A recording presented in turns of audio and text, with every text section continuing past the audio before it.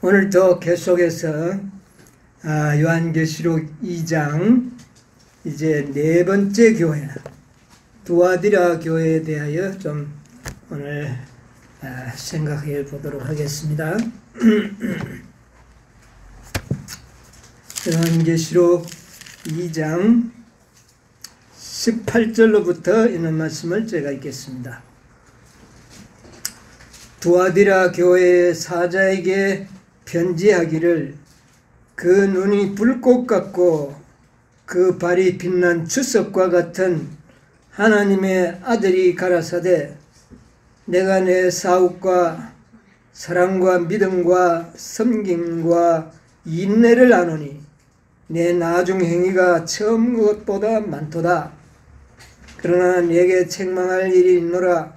자칭 선지자라 하는 여자 이세벨을 내가 용납함이니 그가 내 종들을 가르쳐 깨어 행음하게 하고 우상의 제물을 먹게 하는도다. 또 내가 그에게 회개할 기회를 주었으되 그 음행을 회개하고자 아니하는도다. 21절까지만 읽겠습니다. 오늘은 이 두아디라 교회, 이제 우리가 앞에 세 교회를 또 연구했습니다. 오늘은 이 두아디라 교회는 AD 538년 법왕권이 확립되고 그 다음에 AD 1798년 법왕권이 무너지던 때까지를 이 두아디라 시대라고 말합니다. 약 몇 년입니까? 1260년. 이야, 굉장히 긴 기간입니다. 여러분, 1260년이 이거 보통 기간이 아니지 않습니까? 예. 이 기간에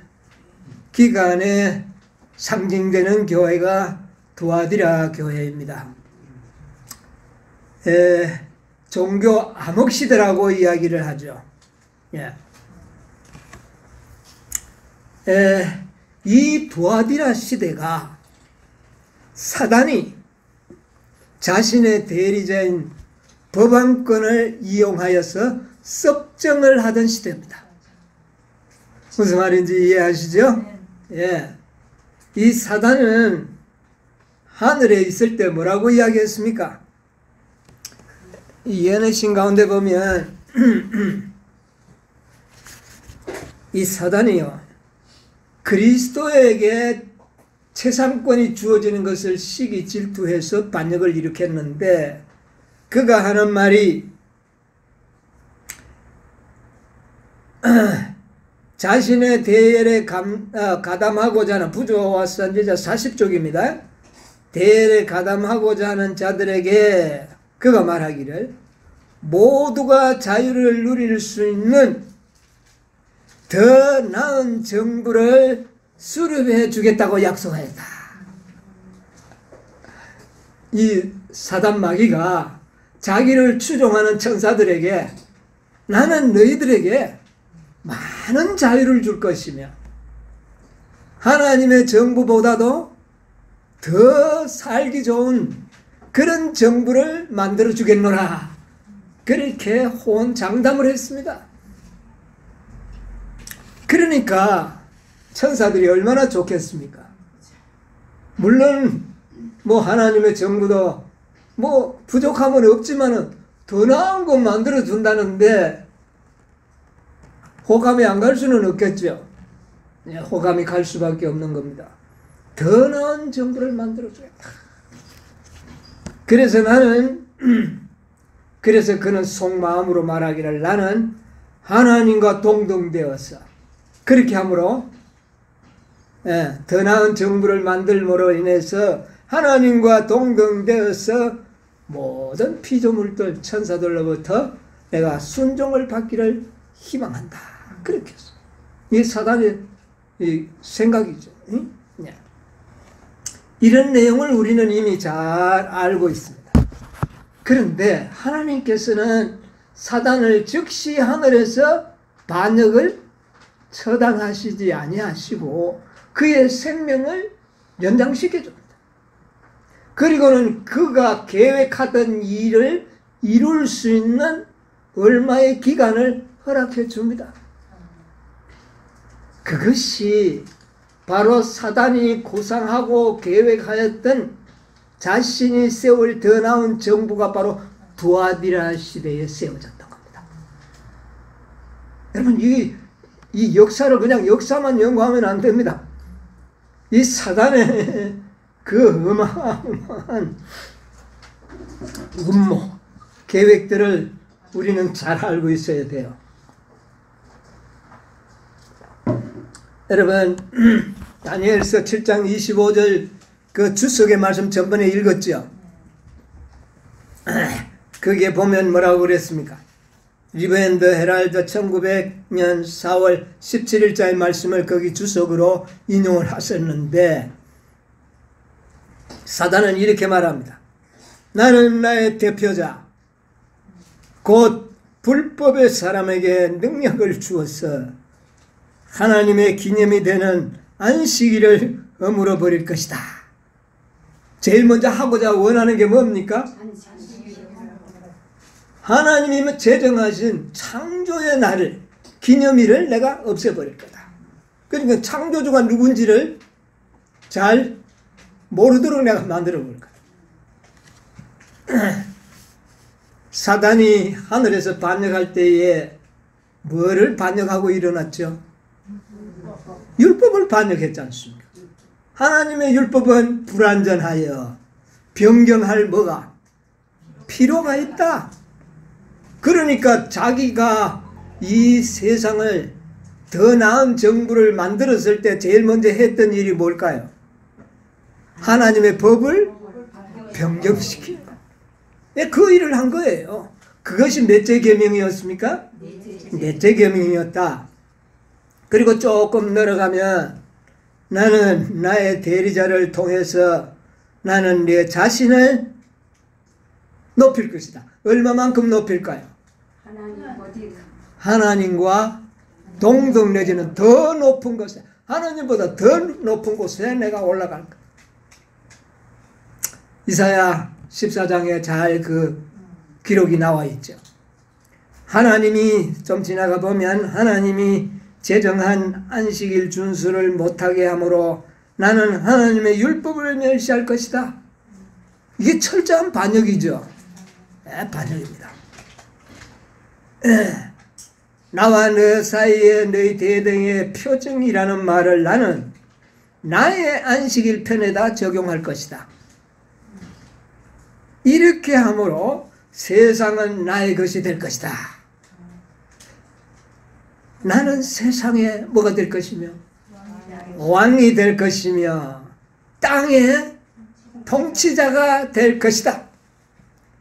이 계획이 두아디라 시대에 이루어졌다고 말이에요. 여러분 놀랍지 않습니까? 우리는 예언신을 그냥 쭉 읽고 이거는 이거대로 읽고 이렇게 지금까지 해왔을는지 모르는데 이것을 잘 결부시켜 보면 이 두아디라 시대의 사단의 통치, 법왕권의 통치는 법왕권의 통치가 아니라 사단의 섭정기관이었다. 사단이 세상을 뭐하는 기관? 통치하는 거다. 자기 대리자를 통해서 몇 년 동안? 자그만치 1000년 이상. 긴 기간입니다. 그런데 사실은 이 법왕권이 1260년이지만은 영향력은 있었지만 혹독한 그런 통치기간은 약 1000년으로 보는 게 옳습니다. 왜냐하면 1500년경에 말틴 루터의 종교개혁이 크게 일어남으로 인해서 로마 캐토릭의 세력이 부서지기 시작했기 때문에 이렇게 대충 보면 몇 년 동안? 1000년 동안. 이야, 하나님께서는요 하루를 1000년같이 기다렸습니다. 그 1000년 동안 사단이 자신의 대리자를 이용하여 이 세상을 통치하는 그 기간이 하나님께서는 얼마나 길었겠습니까? 왜요? 왜 하나님께서는 그 1000년의 기간이 길었을까요? 자기의 사랑하는 백성들이 사단의 통치로 인하여 고통을 당하고 급기야는 수천만 명이 죽어가는 모습을 볼 때, 그러나 하나님께서는 그것을 중단시키지 못하고 내버려 둬야 하는 때입니다. 왜냐하면 사단의 모든 정체가 다 어떻게 해요? 폭로가 돼야 되기 때문에 구속의 경륜의 완전한 성취를 위하여 천년이라는 세월을, 여러분 우리 인간이요, 천년이 지나고 나니까 천년이지, 우리는 삶은 얼마 삽니까?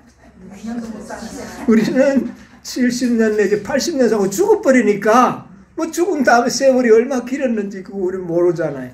그러나 하나님은 처음과 끝을 다 어떻게 해요? 인생들이 당하는 그 수많은 고난과 핍박과 그 흘리는 피를 보면서 가슴이 아프지 않았겠습니까? 그 고통을 하루를 천년같이 그렇게, 여러분 하나님께서는 천년을 하루 같기도 하지만 하루를 천년같이, 그만큼 그 하나님의 백성들이 당하는 고통을 아주 그렇게 힘들게 경험하셨다고 말입니다. 하루가 천년 같은 그런 느낌. 인간도 그렇게 생각하면 너무 암담하고 너무 기가 막히고. 여러분 굉장히 힘들 때 하루가 길어요, 안 길어요? 하루가 몇 년같이, 뭐 천년같이는 안 되지만 하루가 1년처럼 느껴지지 않습니까? 여러분 천년같이 안 느끼면 천년이 얼마인지 여러분 몰라요. 그런데 우리는 하루가 1년같이 느껴져. 그런데 하나님께서는 하루가 천년같이 시간을 셈하시는 분이니까 하루가 몇 년 같을까요? 그렇게 고통 속에, 정말 인간이 당하는 고통은 별거 아닙니다. 그죠?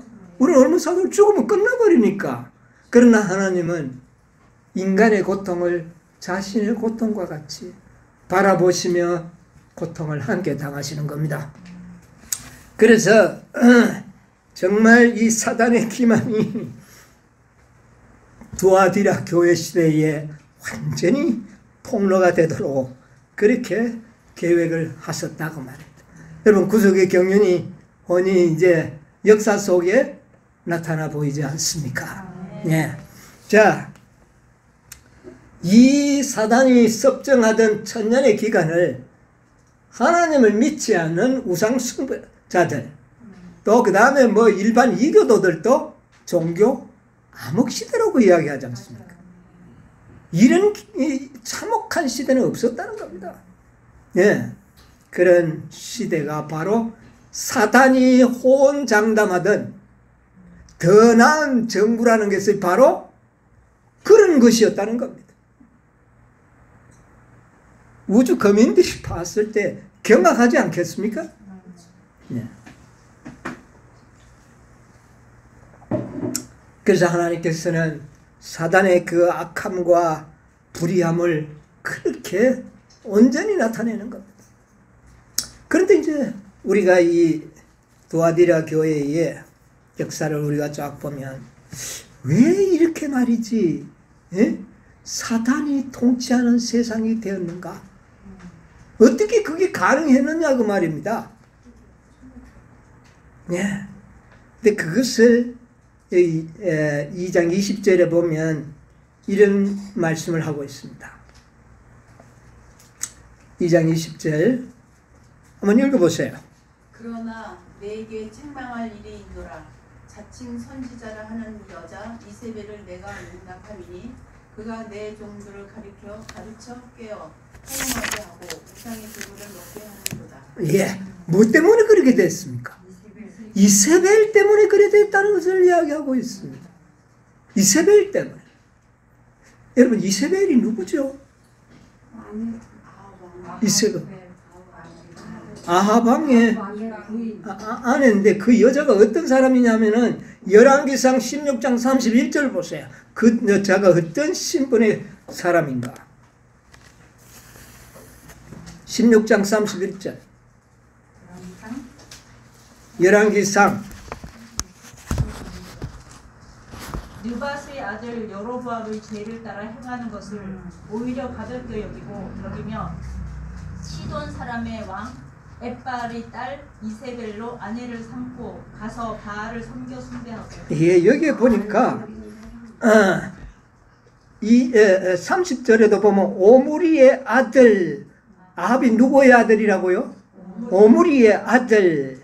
그 전에 모든 사람보다 여호와 보시기에 악을 행하였다 하는, 오므리가 이스라엘의 6대 왕입니다. 그리고 아합이 7대 왕인데, 이 오므리 왕이 시돈 왕과 동맹을 맺으면서 자기 아들을 시돈 왕의 딸, 그 우상 숭배의 선지, 여자 선지자였던 이세벨을 자기 며느리로 받아들입니다. 이방 왕과 동맹을 맺음으로 하나님께서는 그렇게 하라 그랬어요, 하지 말라 그랬어요? 하지 말라. 오늘 우리가 에스라서에 보니까 이방 여인과 결혼했더라도 자식을 낳았더라도 내 보내야 하는 판국에, 여기는 지금 동맹을 맺고 우상 숭배에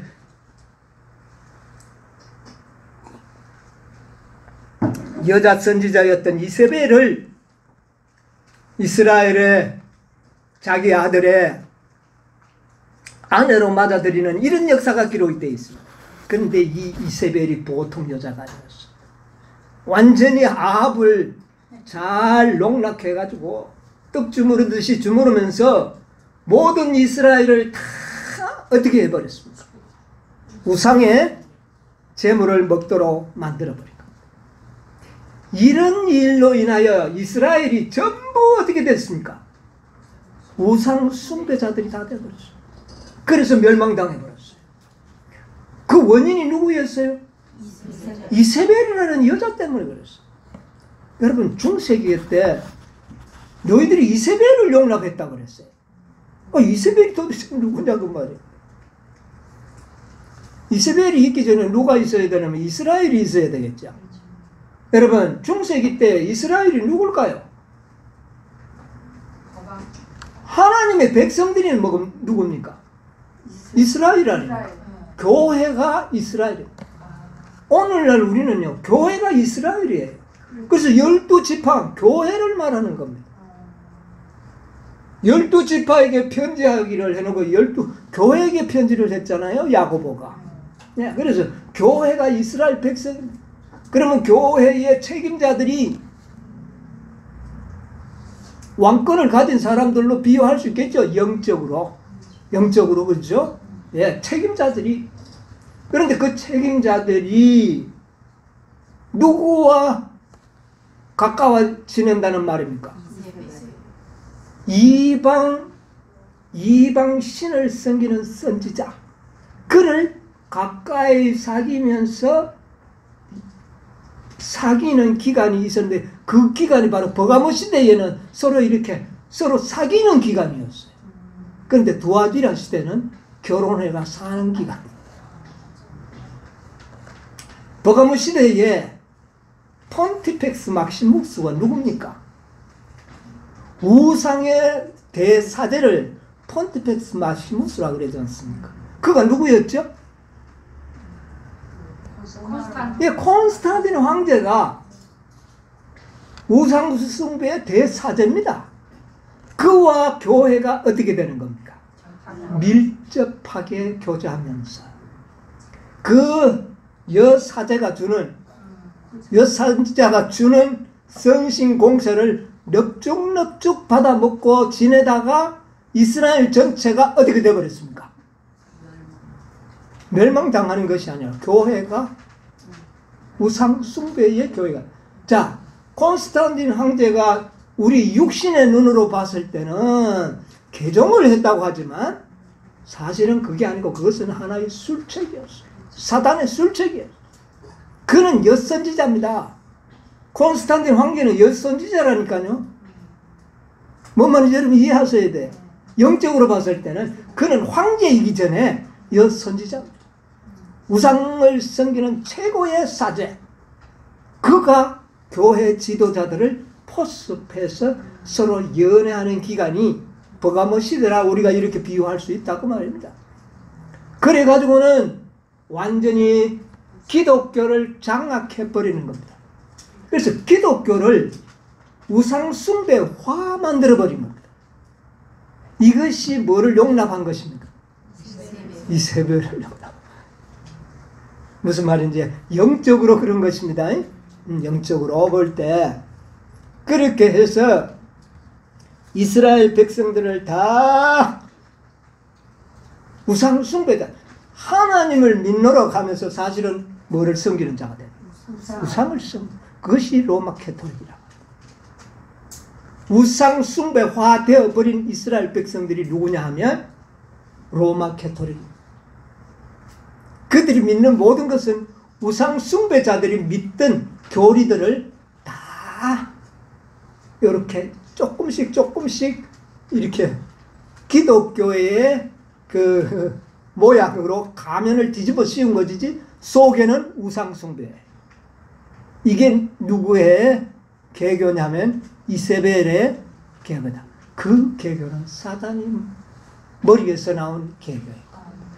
그게 어떤 교황이 뭐 나빠서가 아니고 그렇게 보면은 하나의 역사 스토리밖에 가지 않습니다.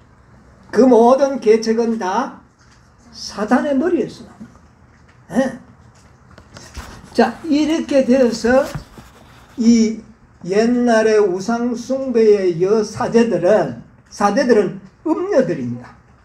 종교적인 음란한 생활을 사는 사람들인데, 그래서 그 옛날에 그 로마 캐톨릭을 계시록 17장에는 무엇으로 표현합니까? 자, 17장 1절 2절 한번 보시죠.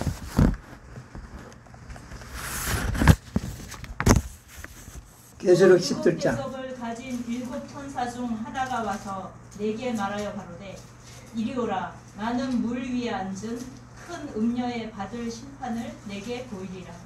2절. 땅의 임금들도 그로 더불어 음행하였고 땅에 거하는 자들도 그 음행의 포도주에 취하였다 하고. 예, 여기에 보니까 여기에 나오는 음녀는 중세기에 있었던 누구를 상정해 이야기하는 거예요. 로마 캐톨릭. 그러니까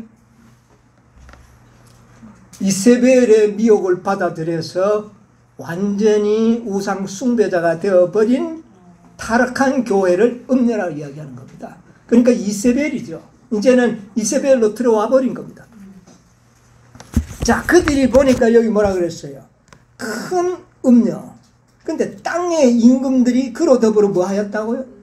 그러니까 중세 두아디라 시대에 이 음녀, 로마 캐톨릭과 관련을 맺지 않은 이 지상의 나라는 없습니다.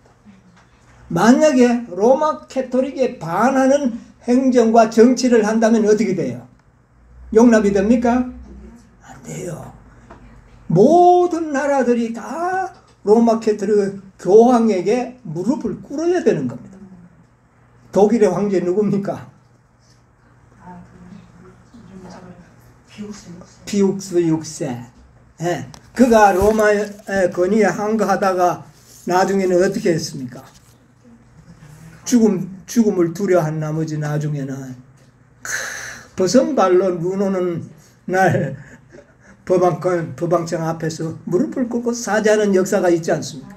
그러니까 모든 나라의 왕들이 다 이 음녀와 뭐하지 않으면, 음행하지 않으면 살아남지 못하는 시대를 바로 두아디라 시대라고. 그러니까 땅의 모든 왕들이 다 그 여자와 음행하였다. 이렇게 요한계시록 17장에는 영적으로 상징을 나타내고 있는 겁니다. 자, 그래서 이 이세벨이 그 아합을 꼬드겨서 모든 이스라엘을 우상 숭배자로 만들었을 때에 그 결과가 이스라엘 역사였는데, 그러면 어떻게 이 기독교회를, 이 중소의 기독교회를 우상 숭배자로 만들었는가? 자, 첫째는 뭐를 변경했다? 하나님의 안식을. 율법을 변경, 사단이 노리던 거 아닙니까? 그렇게 율법의 변경을 가져왔죠. 그 다음에 이들은요, 이 천주교회가 만든 모든 그 교리들이 보면 죽은 자와 천사 숭배 사상을 가지고 있습니다. 이게 우상 숭배입니까? 아닙니까? 전부 우상 숭배죠. 천사 숭배. 각종 조각상 만들고 천사상 만들고 이렇게 하죠. 그 다음에 미사제도.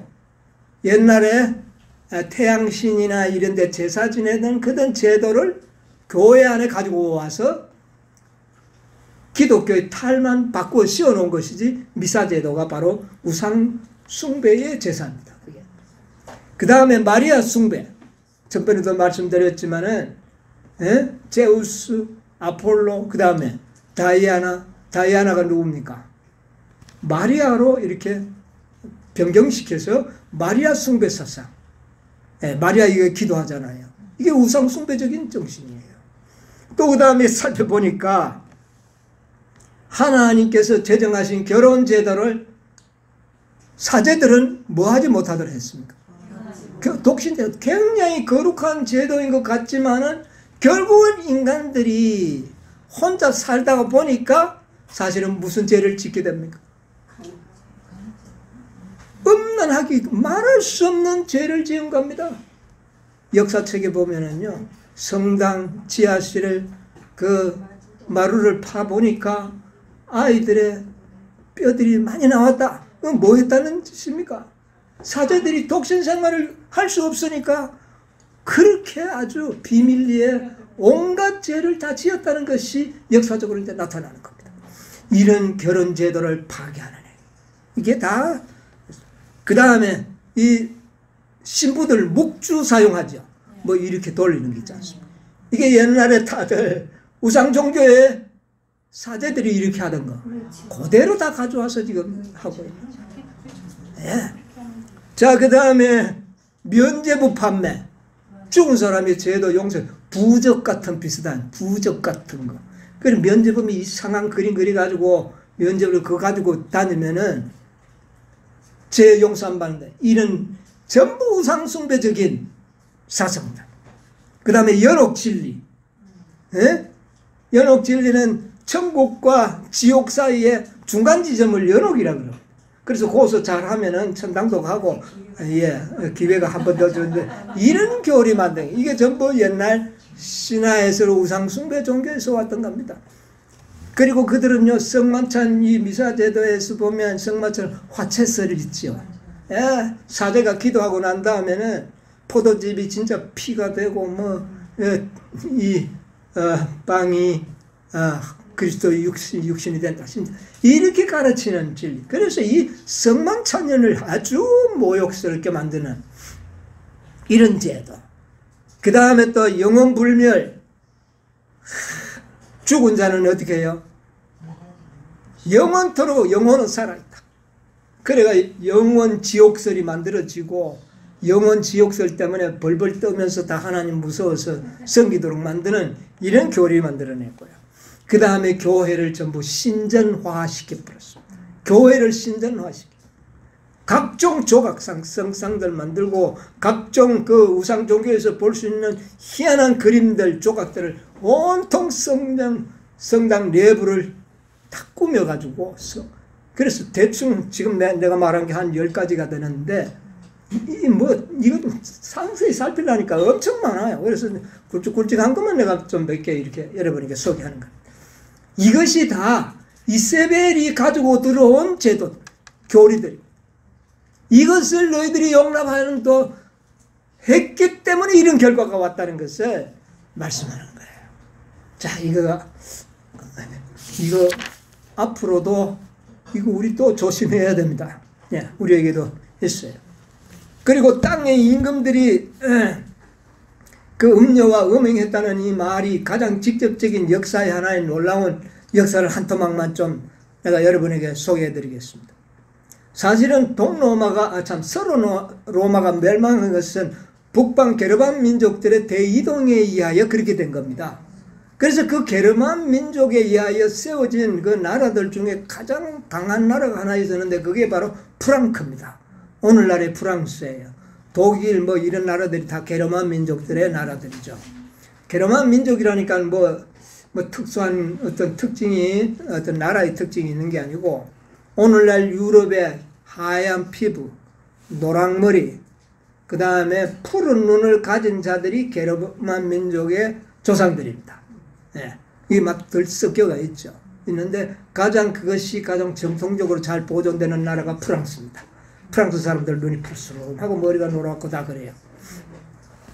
그런데 이 프랑크의 황제는 굉장히 강한 나라이기 때문에 그때의 지상에서 굉장히 두각을 나타내는 나라였는데 그 황제가 기독교로 개종합니다. 그 개종한 자가 누구냐면 크로스비라는 황제인데 그 이후에 어떤 일이 일어나느냐 하면은 프랑크의 재상 찰스 마텔이라는 자가 굉장히 세력을 갖게 되고 장군이었어요. 그러다 보니 실권을 잡게 돼가지고 이 황제보다 더 권세를 부리기 시작했어요.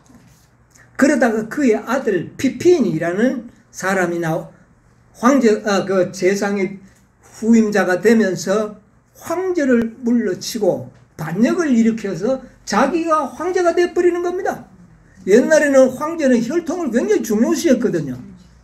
그런데 이 피핀이 이제 실권이 있다가 보니까 황제를 몰아내고 프랑크의 황제가 되는데 주변 국가들이 저 반역자들 그리고 그의 왕권을 인정해 주시라는 겁니다.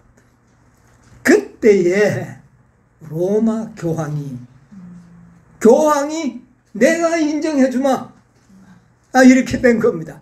교황이 인정해가지고 대주교를 보내가지고 그 피핀에게 황제의 왕관을 씌워주는 겁니다. 이러니까 프랑크의 그 황제가 얼마나 고맙겠습니까? 그때부터 이 프랑크의 황제는 이 로마 가톨릭의 신녀 비슷하면서 국권이 강할 때는 서로 대결도 했지만은 항상 로마 가톨릭을 위하여 봉사하는 나라가 프랑크였습니다.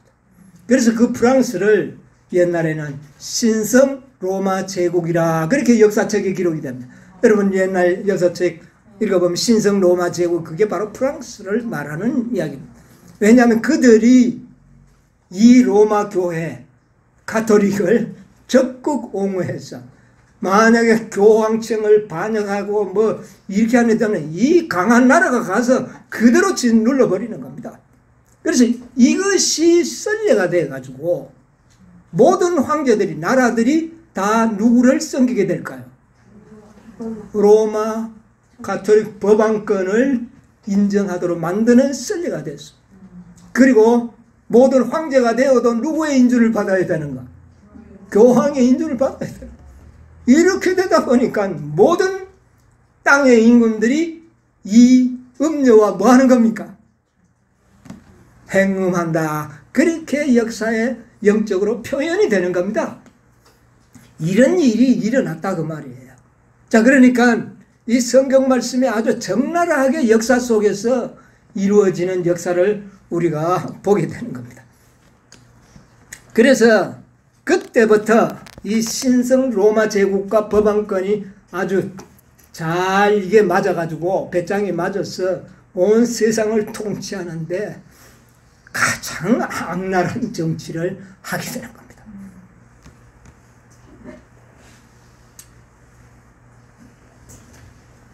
그래서 왕권과 이 법왕권이 아주 똘똘 이기투합해가지고 정말 이 세상을 암흑천지로 만들어버리는 그런 역사를 종교 암흑시대라 그러고 그 시대를 바로 두아디라 교회의 시대의 역사로 그렇게 우리가 이해하고 있는 겁니다.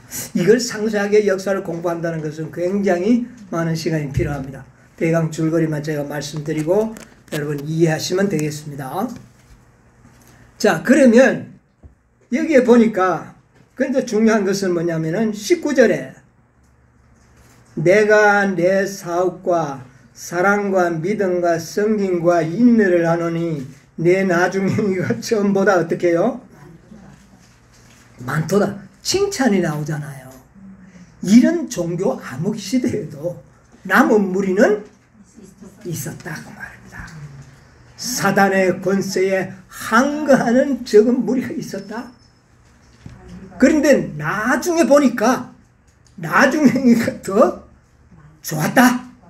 이렇게 이제 칭찬을 하는 겁니다. 이걸 우리가 오늘 역사적으로 조금 한번 생각을 해보도록 하겠습니다. 자, 이 두아디라 시대에 남아있는 무리, 사단의 깊은 것을 알지 못하고 남아있던 무리가 누구냐? 이것을 우리가 좀 생각을 해봐야 돼. 자, 24절을 한번 보세요.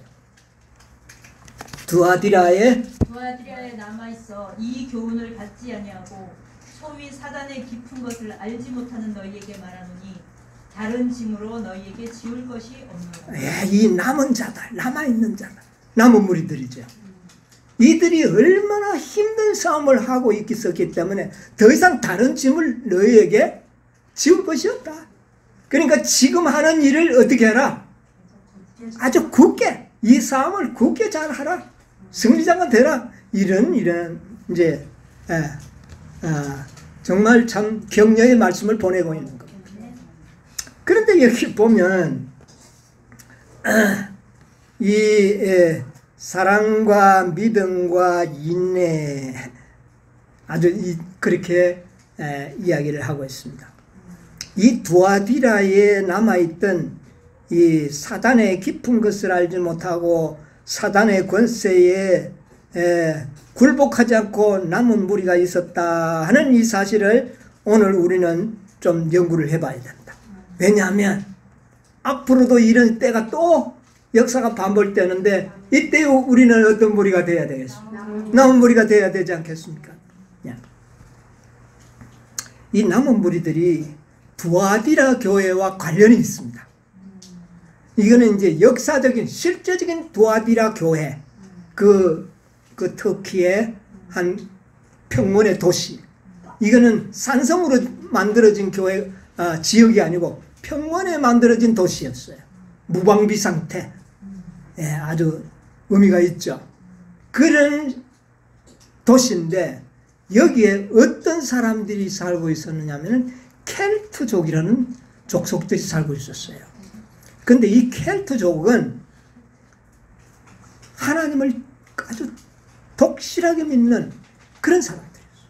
아마 왜 두아디라에 보니까 자줏빛 장사를 하는 그 사도행전에 보면 루디아의 기록이 나오죠.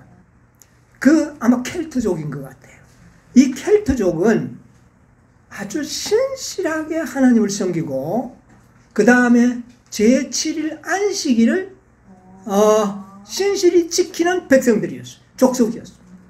그런데 이 족속이 게르만 민족들이 이 남하하면서 이 두아디라 지역을 침략해 와가지고 그 땅을 점령하면서 이 켈트족들을 이주를 시켜버립니다.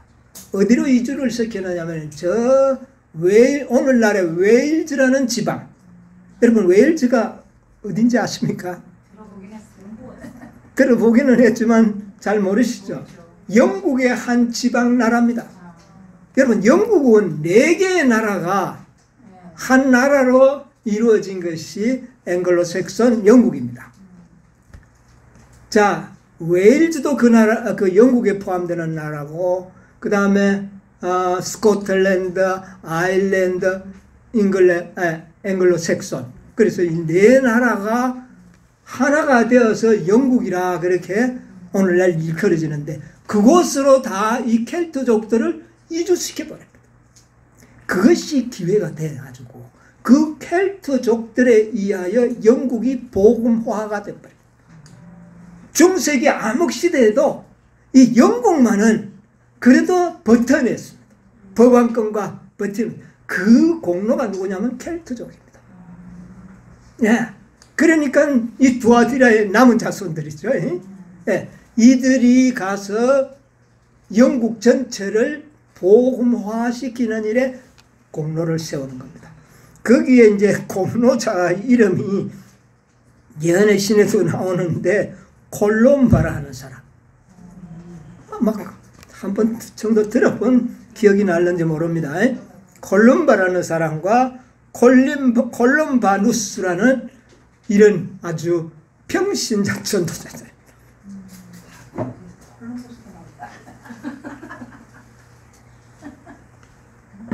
콜럼버스는 아니고요.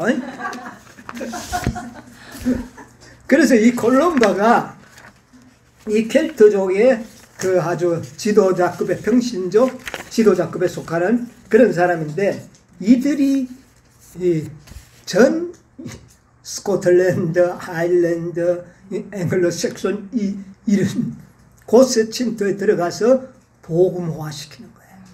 네. 그래서 영국이 유일하게 법안권을 항거하는 나라로 남아 있습니다.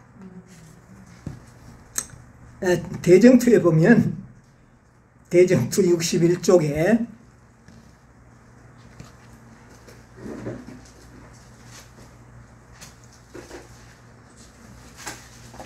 61쪽에 보면 이런 말씀이 있습니다. 법안교가 장기간에 걸쳐서 최상권을 잡고 있는 동안 이 세상은 암흑으로 덮여 있었지만 진리의 빛은 아주 소멸되지 아니하였다.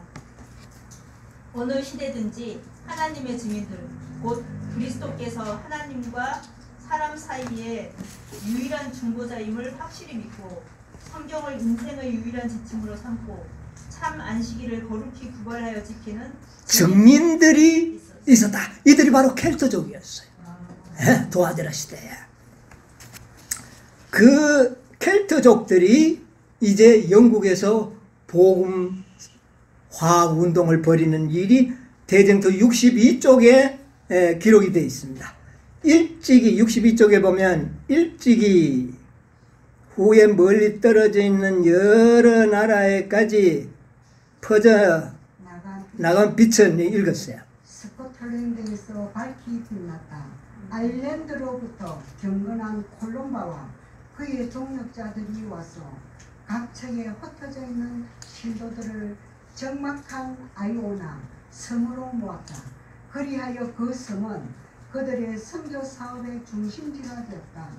그 전도자들 중에 성경상 안식일을 준수하는 한 사람이 있었다.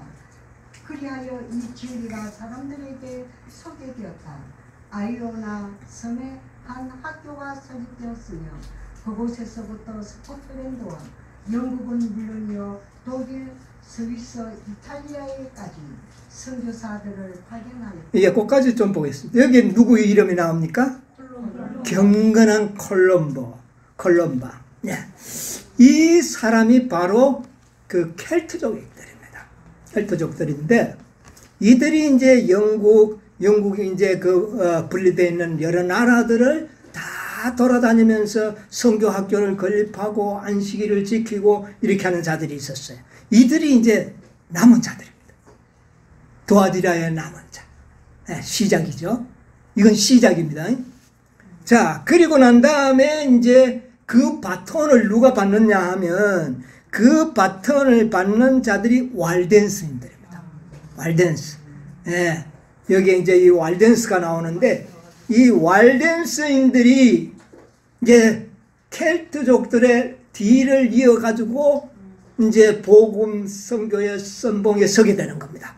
자, 그 역사는 대정투 63쪽에서 64쪽에 보면 법안권의 침입을 저항하들 중에 왈덴스인들이 최선봉에 섰다. 찾았습니까? 예, 읽어보세요. 그들은 법왕의 지위가 확립되어 있는 바로 그 나라에 살면서도 그 허위와 부패에 꿋꿋이 저항하였다. 수세기 동안의 피해몸의 교회들은 독립을 유지해 왔으나, 예, 그까지 읽고 제가 좀 설명을 드릴게요. 이 왈덴스인들은 프랑스라고 하는 나라에 그 신성 로마 제국의 서슬프런 핍박 속에서도 프랑스 리옹에 살던 왈도라는 사람에 의하여 조직된 선교단체가 왈덴스인들입니다. 이들이 이들은 안식일을 지키는 무리들이었어. 이들이 이제 남은 무리의 바톤을 받아서 이제 세계적으로 복음을 전하는, 유럽 전체에 복음을 전하는 주자들이 됐어요. 자, 그 다음에 계속 읽어볼까요?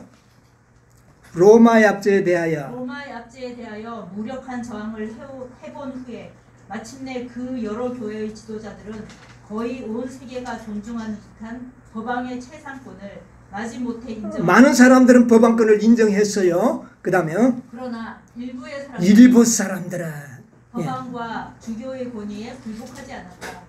그들은 하나님께 충성을 다하고 그들의 믿음의 순결을 그대로 보존하고자 결심하였다. 마침내 그들은 서로 갈라졌다. 여전히 과거의 믿음을 굳게 지키는 사람들 중에 어떤 이들은 이제 고향인 알프스를 뒤에 두고 외국으로 가서 진리의 깃발을 꽂게 되었으며 어떤 이들은 깊은 산골짜기나 험준한 산속으로 피해가서 거기서 자유로이 하나님을 경배하였다. 이들이 이제 왈덴스 이들에 의하여 이제 복음은 남은 무리들은 끊어지지 않고 진리는 끊어지지 않고 하나님의 율법도 끊어지지 않고 이렇게 전파되게 되는 겁니다. 이들이 왈덴스인들이에요. 자, 이때가 약 1100년경입니다. 11세기, 12세기 이때였는데요. 자, 그 다음에 이제 크게 바톤을 받아 나온 사람이 있는데 누구냐면 위클립. 여러분 위클립은 잘 아시죠? 위클립은 잘 압니다. 이 위클립은 예언의 신에 보면 뭐라고 이야기하느냐면 살아남는 이들 336쪽에 보면 살아남는 이들 306쪽에 보면 14세기에 들어서 종교개혁의 새벽별이 영국에서 떠올랐다. 위클립을 말하는 겁니다. 종교개혁의 새벽별이라고 했어요. 이게 시작이다. 큰 이게 그러니까 나중 행위가 더 낫게 되는 이제 이유가 여기서부터 만들어지는 겁니다. 요한 위클리프는 개혁의 선구자로 영국뿐 아니라 모든 그리스도 교국을 위한 개혁자였다. 그는 청교도의 선교자였고 그가 살아있던 시대의 사막의 오아시스가 되었다. 이 위클립을 화이트 선지자는 굉장히 구석의 경륜 속에서 크게 다루고 있습니다. 새벽별, 오아시스 이렇게 비유를 했어요. 자, 대정토 93쪽에 보면 대정토 93쪽 위클리프는 암흑시대의 흑암 속에서 위클리프는 암흑시대의 흑암 속에서 나타났다. 그와 같이 개혁사업의 기초를 놓은 사람이 그 전에는 한 사람도 없었다. 침례 요한과 같이 그는 특수한 사명을 수행하기 위하여 일어난 새 시대의 뭐였다? 선구자다. 이 위클은 가장 깜깜한 시대에 새벽별이 언제 뜨는 겁니까? 가장 어둡고 동이틀 무렵 초기에 뜨는 별이 새벽별이 위클립이라는 겁니다. 이때부터 이제 종교개혁의 불씨가 일어나는 겁니다. 자, 그 다음에 93쪽에 유일의 참 권위는 법앙을 통하여 말하고 있는 교회가 아니라 성경을 통하여 말씀하시는 하나님의 음성이라고. 위클리프가 보세요. 교회가 아니라는 겁니다. 하나님의 말씀 성경이라는 것이. 성경으로 돌아가자. 이 완전히 우상화된 교리를 완전히 우상 교리를 뜯어고치고자 하는 성경으로 돌아가고자 하는 개혁을 부르짖게 되는 겁니다. 계속 읽으세요.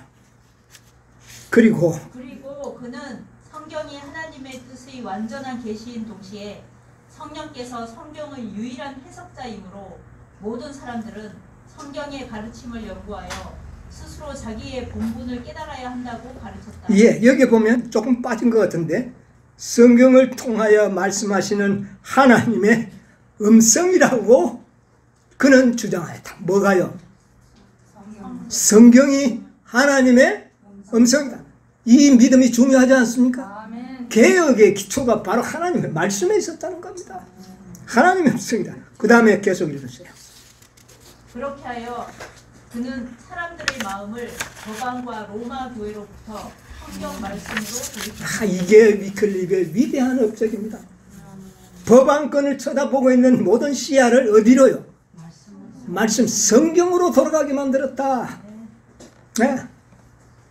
그래서 이 법안교들은요, 위클리프를 이단자로 이제 판단해서 사형 언도를 내렸지만 영국의 국왕이, 영국의 국교회가, 교회가 보호해 준 겁니다. 위클리프를. 그래서 이 위클리프를 죽이지 못했어요. 이 법왕장이. 영국만이 유일하게 법안권과 좀 버티고 있었던 겁니다. 네. 이런 역사를 우리가 보게 되는 겁니다.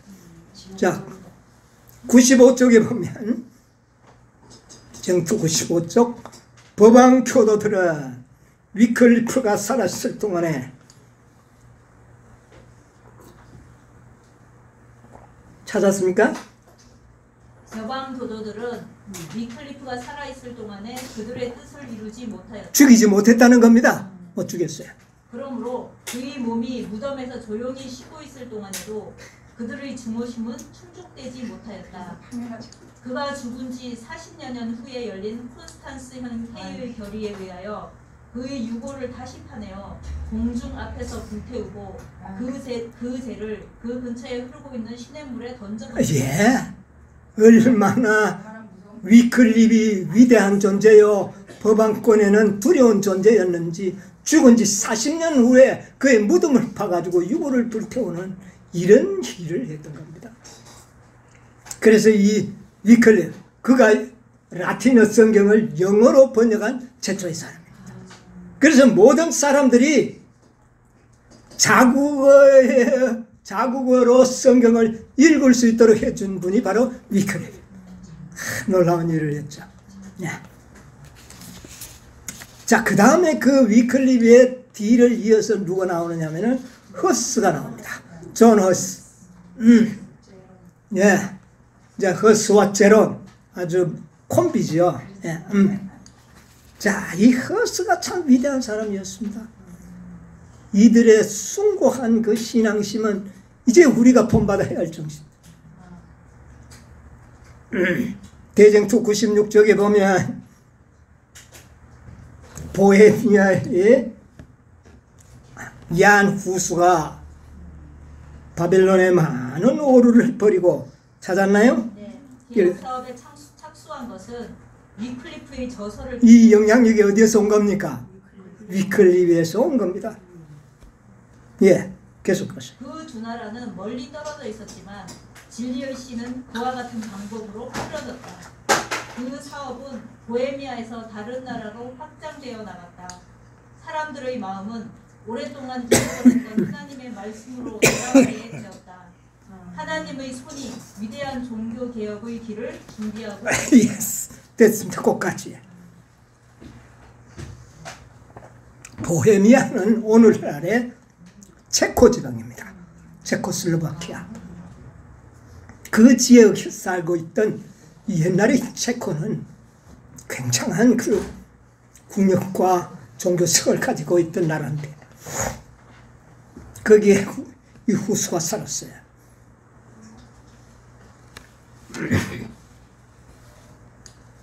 그런데 위클리프의 그 책을 많이 보고 감동을 받았다 하셨어요. 그런데 이 후수는 얼마나 하나님께 충성된 종이었는지 모릅니다. 프라그 대학의 대학 총장이었어요. 지성인이었습니다. 그를 로마 캐토릭은 이단자로 몰아서 사형을 언도했습니다.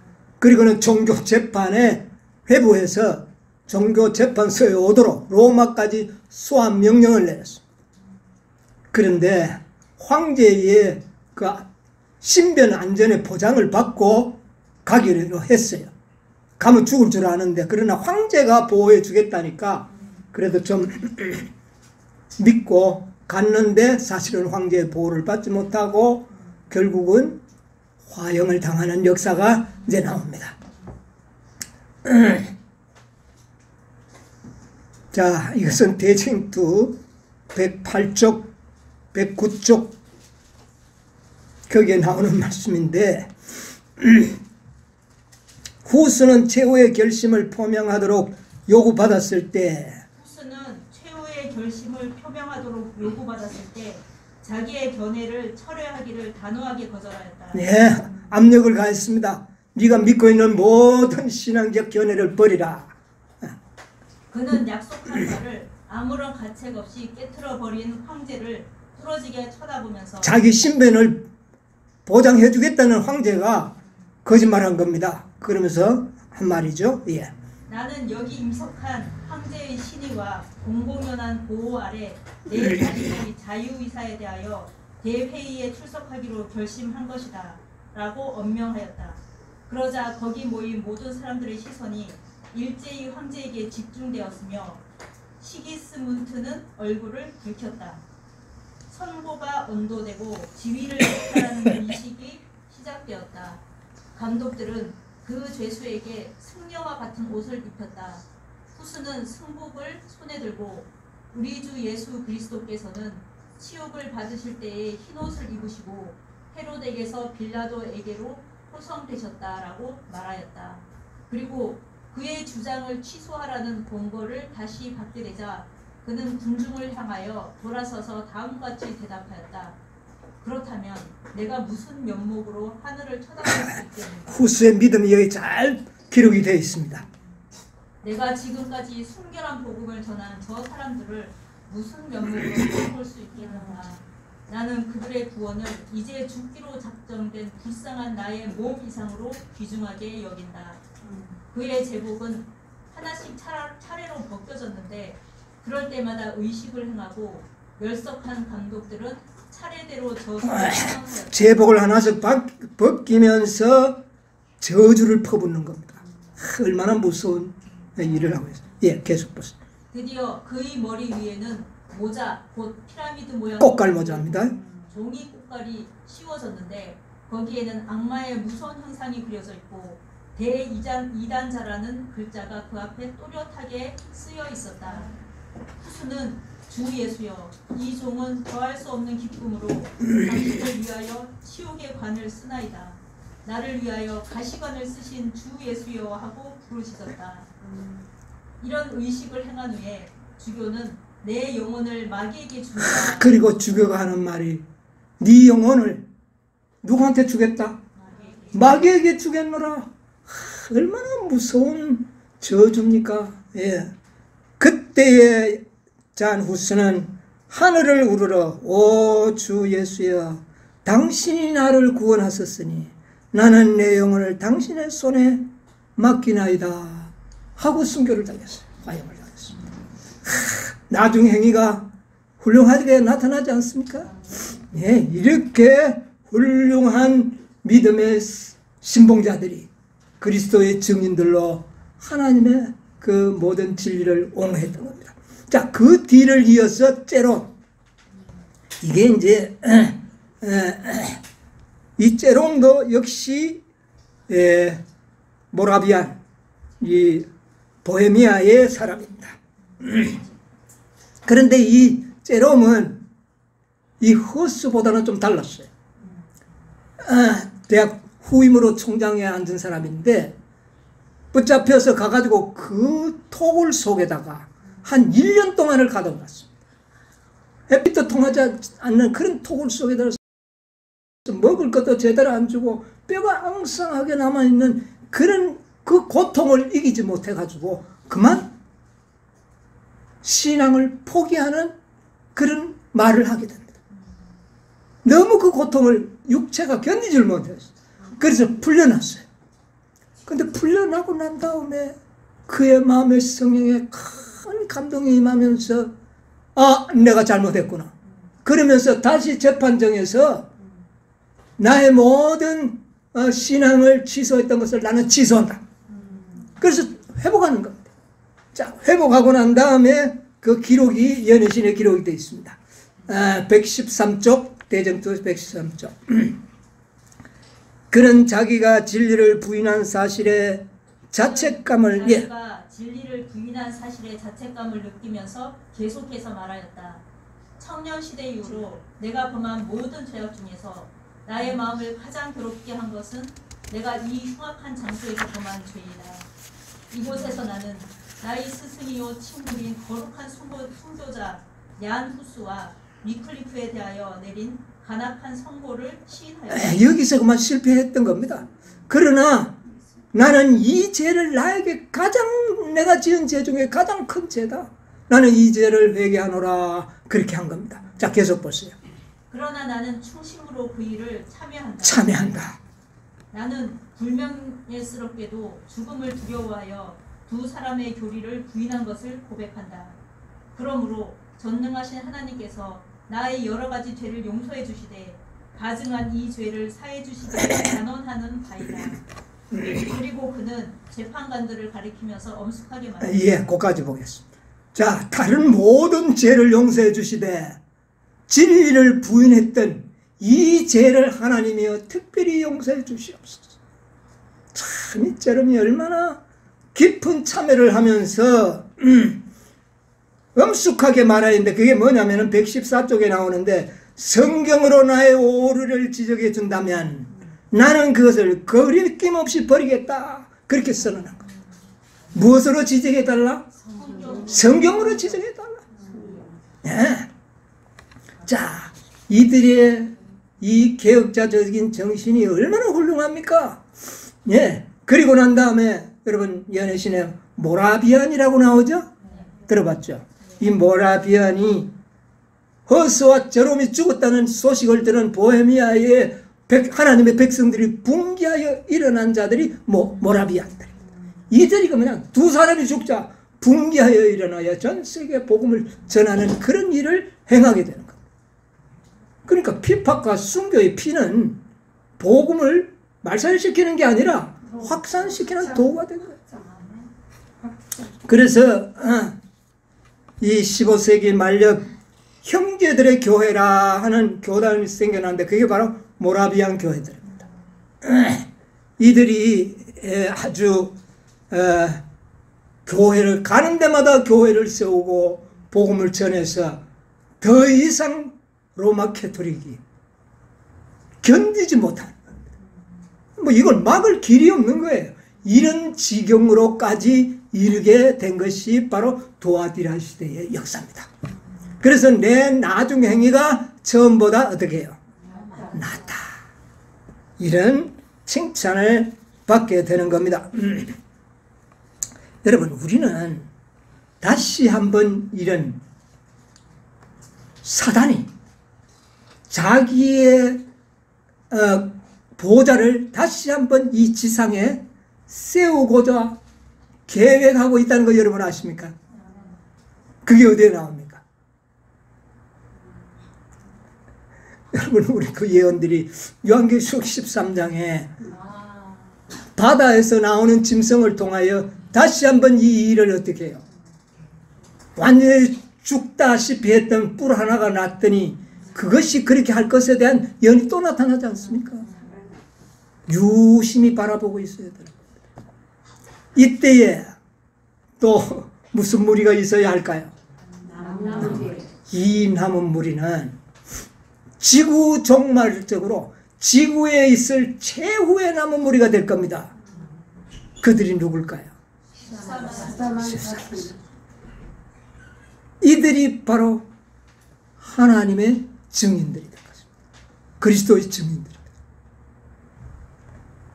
이 역사의 마지막 남은 무리가 되도록 하고 승리자가 되도록 하기 위하여 일곱 교회의 역사가 기록이 됩니다.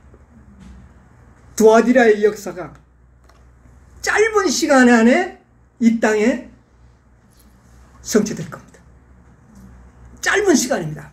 1000년이 아닙니다. 이제는 아주 짧게 성취가 될 거예요. 그러나 그것은 그들의 멸망, 영원한 멸망으로 들어갈 것이라고. 그 멸망에 사단의 머리가 부서지는 것이 바로 여자의 남은 자손에 의하여 그렇게 된다는 거예요. 그들이 지구 종말의 마지막 남은 무리 돼. 정말 마지막 행위가 더 낫다는 말이 14만 4천인들에게 성취될 겁니다. 여러분, 지구 역사의 종말적인 남은 무리들이 되시기 바랍니다. 이전의 모든 개혁자들보다도 완전한 개혁자로서 하나님의 품성을 영광스럽게 성취하고 나타낼 남은 무리가 바로 다시 세워질 사단의 보좌가 세워질 그때에 이 남은 무리들이 빛을 발하게 될 겁니다. 큰 해침이 그때 일어날 것이고, 네. 그래서 이 세상의 역사가, 그러니까 1798년에 법안권이 무너졌지 않습니까? 그거는 그러나 잠시 죽는 것 같았지만 앞으로 무너질 때는요, 우리 지난번에 예언을 연구했잖아요. 음료가 어떻게 되는 걸 봤습니까? 불사르고 태워져서 영원히 이 세상에서 어떻게 해요? 보이지 않게 되는 이런 역사가 이루어지는데, 그와 같이 사단의 보좌가 이 땅에서 종결이 되고 그리스도의 왕국이 세워지도록 하는 것은 이 지구 역사의 남은 무리들에 의하여 성취된다는 것. 그 남은 무리 바로 여러분과 제가 그 대상자라는 사실을 기억하면서 정말 이 남은 무리의 숭고한 그 순교자적 정신을 받아들여서 믿음을 준비하셨어. 정말 마지막 남은 무리의 승리자로서 정말 쓸 수 있는 그런 백성들이 되어야 하겠습니다. 그들이 바로 13만 4천. 이 축복받는 남은 무리들의 속에 저와 여러분들이 함께 있게 되기를 간절히 바라면서 오늘 말씀을 마치겠습니다. 짧은 한 시간 동안에 1260년의 역사를 설명을 드렸습니다.